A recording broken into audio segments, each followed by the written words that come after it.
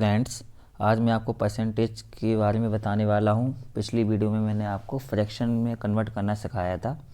इस वीडियो में हम अच्छे लेवल के क्वेश्चन करेंगे, पर उससे पहले मैं आपको थोड़ी सी समझ बताऊंगा कि हम किस तरीके से परसेंटेज को फ्रैक्शन में बदल के अप्लाई करते हैं क्वेश्चन में, जब वो एग्ज़ाम के क्वेश्चन हमारे एग्ज़ाम में आते हैं।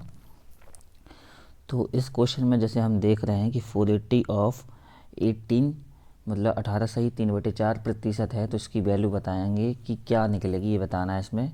तो देखिए, हमें अगर फ्रैक्शन याद है तो हम आसानी से निकाल सकेंगे। देखिए, जैसे कि 18 सही 3/4, अगर आपको गौर से देखें इस पर, तो 6 सही 1/4 में 3 का मल्टीपल कर दिया इसमें, ठीक है ना, तो 18 सही 3/4% बन गया। अगर आपको 6 सही 1/4% की वैल्यू अगर आपको पता है तो आप निकाल सकते हैं। जैसे कि 6 सही 1/4% की वैल्यू मैं आपको पहले ही बता चुका हूँ कि क्या होगी, तो आप बता सकते हैं क्या होगी। तो 6 सही 1/4% होता है हमारा कितना, पिछली वीडियो में आपको सारी वैल्यू में बता चुका हूँ कि 6 सही 1/4% कितना होता है, 1/16 होती है इसकी फ्रैक्शन वैल्यू। तो ये 3/16 की वैल्यू निकल आएगी कि नहीं, इसमें 3 का मल्टीपल करेंगे क्योंकि 3 का मल्टीपल यहाँ पे भी है, तो 3/16 निकली डायरेक्ट। तो 480 इंटू 3/16, अब 16 से काट देंगे तो यह हमारा आंसर आएगा 90 इसका आंसर हो जाएगा। ठीक है दोस्तों, इस क्वेश्चन में बताना है हमको कि 1331 ऑफ 27.27%, 27.27%, इसकी वैल्यू क्या निकलेगी। इसमें भी सेम वही चीज़ करना है कि 27.27% ये आई कहाँ से। तो मैंने आपको बताया था कि 1/9 है, तो इसकी वैल्यू मैंने आपको बताया था 1/11 की, 1/9 की, तो मैंने बताया था आपको 1.11, और 1/11 बताया था मैंने 9.09%। ठीक है, ये परसेंट में बताया था मैंने। तो इसमें 3 का मल्टीपल करेंगे तो 27.27 आया कि नहीं, 27.27%। तो 3/11 की वैल्यू, तो 3/11 की वैल्यू ये होगी, ऑफ का मतलब मल्टीपल 1331, 11 से काटेंगे तो 1 2 1 बार में ये कटेगा, तो इसका आंसर हो जाएगा हमारा 3 3 2 6 363 इसका आंसर होएगा। ठीक है दोस्तों, अब हमारा अगला क्वेश्चन है। तो इसमें 729 ऑफ 444/9 मतलब 44 सही 4/9% दिया है। इसका हमें वैल्यू निकालनी है। हम फ्रैक्शन अगर वैल्यू इसकी हमें याद है तो हम आराम से कर सकते हैं। तो देखिए, नीचे 9 दिया है, कहीं ये 1/9 की फैमिली से तो नहीं है, मतलब 1/9 से तो नहीं है। 1/9 मैंने जैसे आपको बताया था 1/9 क्या होता है परसेंटेज में, तो मैंने आपको बताया था कि 11 सही 1/9 होता है, बताया था 1/9 की। तो इसमें 4 का मल्टीपल करेंगे तो देखो 44 सही 4/9% हो रहा है कि नहीं हो रहा, 4 का मल्टीपल करने पे इसमें, तो इसमें भी 4 का मल्टीपल कर लिया, तो 4/9 इसकी वैल्यू हो जाएगी। और हमें 729 तो दिया ही है, ऑफ का मल्टीप्लाई, तो यहाँ काटेंगे तो ये हमारा 81 बार में जाएगा, और बराबर में हमारा 4 4 1 4 4 8 32, तो 324 हमारा इसका आंसर हो जाएगा। ठीक है फ्रेंड्स, अब हम अगले क्वेश्चन भी करा दिए हमने, अब हम अगले क्वेश्चन करते हैं। अब इसमें हमें बताया है, देखो 62.5 इसमें देखा 62.25% दिया है इसमें,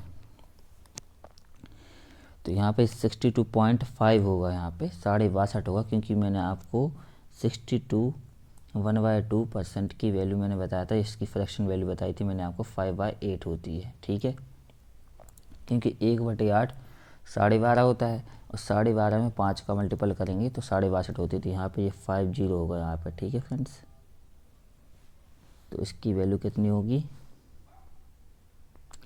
इसकी वैल्यू होगी 62.5, तो इसकी 62.5 होगा, तो यहाँ पे इसकी वैल्यू हो जाएगी कितनी 5/8, और 6400 तो इसमें मल्टीप्लाई में है ही, 8 से काटेंगे तो हमारा 4000 आंसर हो जाएगा इसका। ठीक है फ्रेंड्स, अगला क्वेश्चन करते हैं।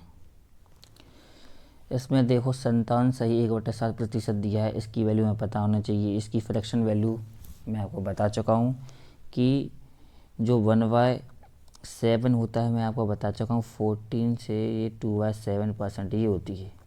इसमें 4 का मल्टीपल करेंगे, यहाँ तो यहाँ पे भी करेंगे 4 का मल्टीपल इसमें, तो यही आएगा 57 1/7%। तो ये 4/7 की फ्रैक्शन वैल्यू होगी।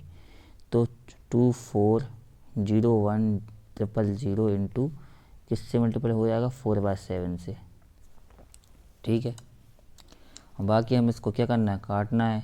ये काटेंगे तो ये कटेगा 343000, तो 343,000 इंटू 4 करेंगे तो हमारा आंसर आ जाएगा। क्या आएगा हमारा, तो 3 जीरो तो लगेगी, 4 से मल्टीप्लाई करेंगे, 4 3 12, 4 चौक 16 1 17, 4 3 12 1 13, तो ये हमारा आंसर आएगा। ठीक है, अब कैलकुलेशन कुछ नहीं है, हमें फ्रैक्शन वैल्यू मैं आपको बता रहा हूँ कि परसेंटेज से फ्रैक्शन कन्वर्ट करके हम कितने आसानी से सॉल्व कर सकते हैं। अगर हम वैसे करेंगे तो हमें काफ़ी टाइम लगेगा। ऐसे हमारे एग्ज़ाम के क्वेश्चन होते हैं, तो इसको हम कितने आसानी से सॉल्व कर सकेंगे आपको पता चलेगा हम जब और अच्छे लेवल के क्वेश्चन करेंगे। इस सारे एग्ज़ाम में जितने भी एग्ज़ाम आ रहे हैं, चाहे railway, NTPC, group D, UP police, SSC GD, कुछ भी किसी भी एग्ज़ाम में अगर मैथ आती है तो ये सारे आपको बहुत हेल्प करेंगे। ठीक है, अब इस क्वेश्चन में बताना है व्हाट इज़ 20% ऑफ 25% ऑफ 300।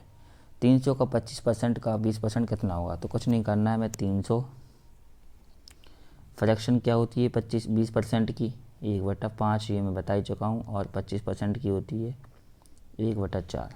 ठीक है,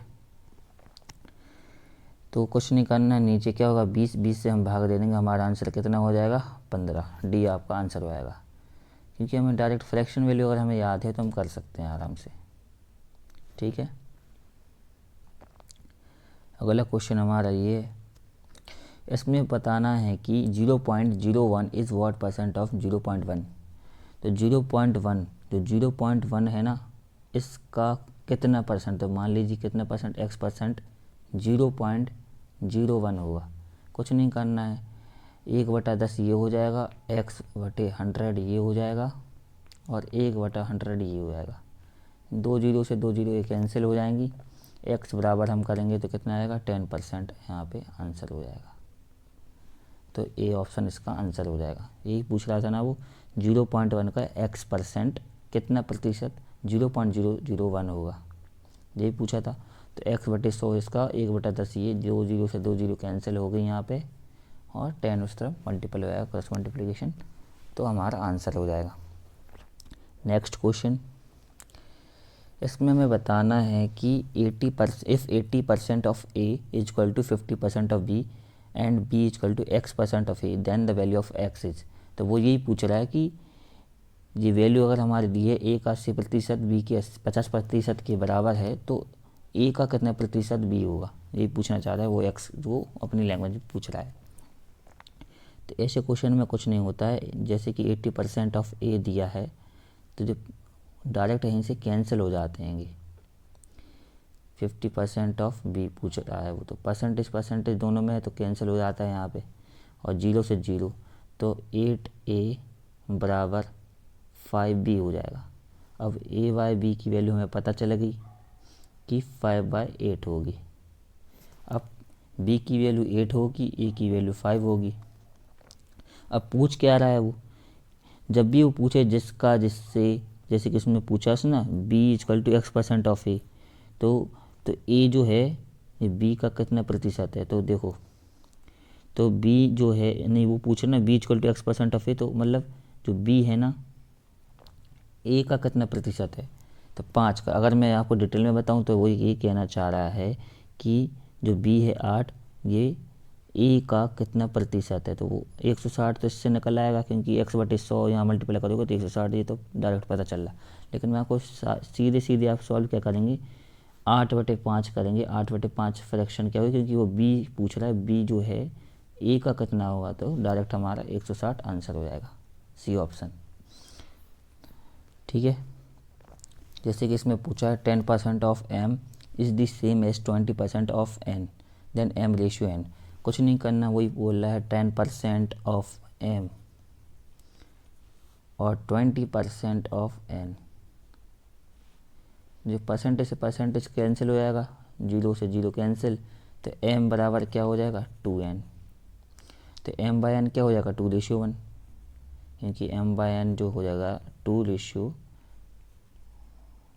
2/1 होगा तो 2:1 हमारा ए ऑप्शन। अगला क्वेश्चन है हमारा, if x is 80% of y, what percent of x is y। तो देखिए x वो कह रहा है, x जो है x का क्या है जी, y का 80% क्या है, x है। तो x क्या है, y का 80% है। तो x/y की वैल्यू तो हमें पता चल जाएगा, क्योंकि 80 कितना होता है हमारे से फ्रैक्शन वैल्यू याद होनी चाहिए, मैं आपको बहुत बार बता चुका हूँ आपको। तो हमारा ये होगा 4/5। अब x की वैल्यू पता चलेगी और y की वैल्यू पता चलेगी। तो अब वो पूछ क्या रहा है कि x का कितना प्रतिशत y है। तो x का y कितना प्रतिशत है, तो x का बोल रहा है ना, तो ऊपर आएगा हमारा 5 और नीचे आ जाएगा 4। तो ये कितना प्रतिशत है ये हमें पता होना चाहिए। तो 125 इसका आंसर हो जाएगा। वो ये कहना चाह रहा है ना। अगर मैं आपको इसको डिटेल में बताऊं, ये तो मैंने आपको डायरेक्ट कंसेप्ट बता दिया। वो ये कह रहा है ना, x क्या है 4, 4 का कितना प्रतिशत, कुछ भी वैल्यू मान लीजिए, x% है, b है, y है, तो 5। अब x/100 करेगा 500, फिर x की वैल्यू आ जाएगी 500/4, तो वही 125 आपका आंसर हो जाएगा। ठीक है दोस्तों। The time duration of 1 hour 45 minutes is what percent of a day. अब ये बताना है, जब भी हम किसी चीज़ की यूनिट हमेशा सेम होनी चाहिए। अभी हम किसी चीज़ की परसेंटेज वैल्यू या निकालते हैं, जैसे 1 hour 45 minutes को कितने हो जाएंगे, 1 hour होता है 60 मिनट, प्लस 45 मिनट करेंगे तो ये टोटल हो जाएगा हमारा 105 मिनट। और एक दिन में, जैसे कि एक दिन में 24 घंटे होते, एक दिन में 24 घंटे होते और एक घंटे में 60 मिनट, तो टोटल कितने मिनट हो जाएंगे, ये हमारे हो जाएंगे 24 से मल्टीपल कर देंगे हम 0, 6 चौक 24, 6 दूनी 12 दो 14, 1440 मिनट। अब हमें परसेंटेज निकालना है, तो 105/1440 कर देंगे हम, 105/1440 इंटू 100 करेंगे, परसेंटेज निकालेंगे तो पता है ये जो 2 जीरो से 2 जीरो कैंसिल कर देंगे। ठीक है, ये होगा ना। अब 144 से हम 105 जीरो को डिवाइड करेंगे तो कितना आएगा हमारा। तो देखो यहाँ पे हमने एक दिन का हमने मिनट निकाल लिया, क्योंकि एक दिन में 24 घंटे, एक घंटे में 60 मिनट, तो हमने ये मल्टीपल कर लिया तो हमारा इतना हुआ। अब इससे हम डिवाइड देंगे तो हमारा 7.291 बी ऑप्शन आएगा। आप कैलकुलेट करके देख लीजिएगा। ठीक है, अगला क्वेश्चन करते हैं हम लोग। If 30% of A is equal to 0.25 of B is equal to 1/5 of सी, then A ratio B ratio C is equal to. तो ये वैल्यू हमें दी गई है, हमें ए अनुपात बी अनुपात सी बताना है। तो जब भी अगर मैं आपको एक चीज़ बताता हूँ, आप जितनी बार आपने क्वेश्चन किया होगा 3a बराबर आपको मान लीजिए 4b दिया है, तो आप क्या करते हैं, a/b करके अनुपात निकाल लेते हैं कि नहीं, 4/3, 4:3 निकाल लेते होगे a अनुपात b। तो इसका डायरेक्ट ट्रिक बताना चाहता हूँ कि डायरेक्ट कैसे निकाल सकता हूँ। हम क्या करेंगे, तो इनमें जो मल्टीपल होते हैं कोफिशिएंट, इन्हें का एलसीएम निकाल लो, कितना आएगा 12।